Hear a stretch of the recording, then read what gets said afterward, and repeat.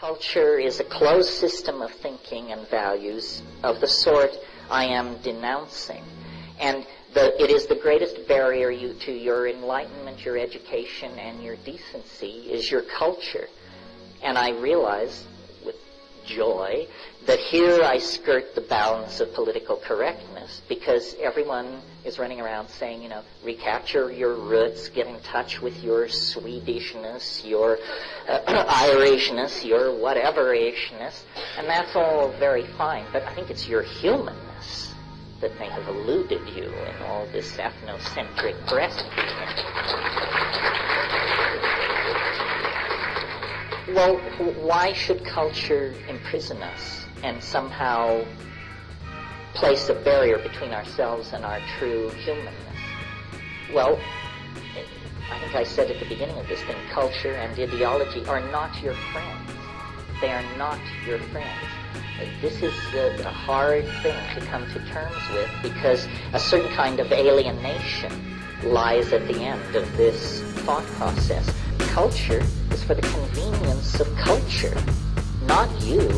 How many times have your sexual desires, career aspirations, financial dealings, and aesthetic inclinations been squashed, twisted, rejected, and minimized by cultural values?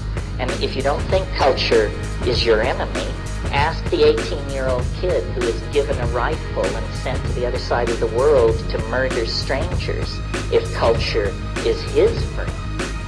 These extreme examples should bring it home to us that it's a kind of a con game. It is, in fact, strangely enough, a kind of virtual reality. We have been led to think of virtual realities as something on the screen of a computer or presented through a headset, but that's an electronic virtual reality. The primary technology for the building of virtual realities is language. Once you start talking about race pride, loyalty, our destiny, our God, our mission, it's like building virtual realities, and people begin to treat these things as though they had the substantiality of real objects, and to build their lives as though these things were real. And what is this? It's a diminution of humanness. You're choosing to limit yourself to a cultural reality, whether it's the reality of being Witoto or Orthodox Jewish or whatever it is. It's a smaller world than the simple hardware you were born into this universe with.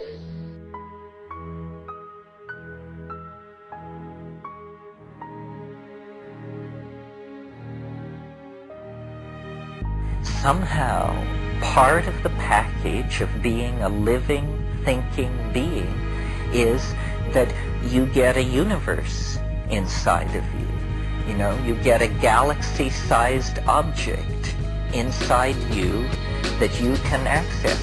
And there are the mountains, the rivers, the jungles, the dynastic families, the ruins, the planets, the works of art, the poetry, the sciences, the magics of millions upon millions upon millions of worlds. And this is apparently who we each are.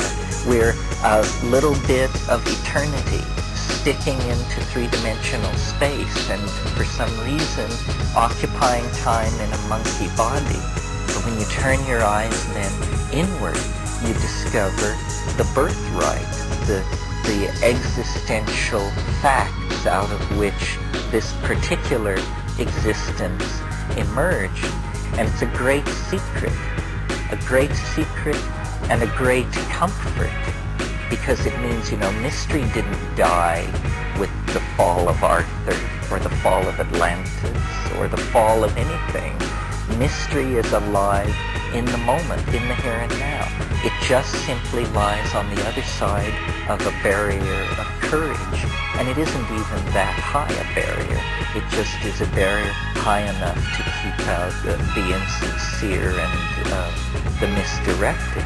But for those who will claim it, in the midst of the historical chaos of the late 20th century, they become the archaic pioneers. They become the first people to carry the Ouroboros serpent around to its own tail and to make a closure.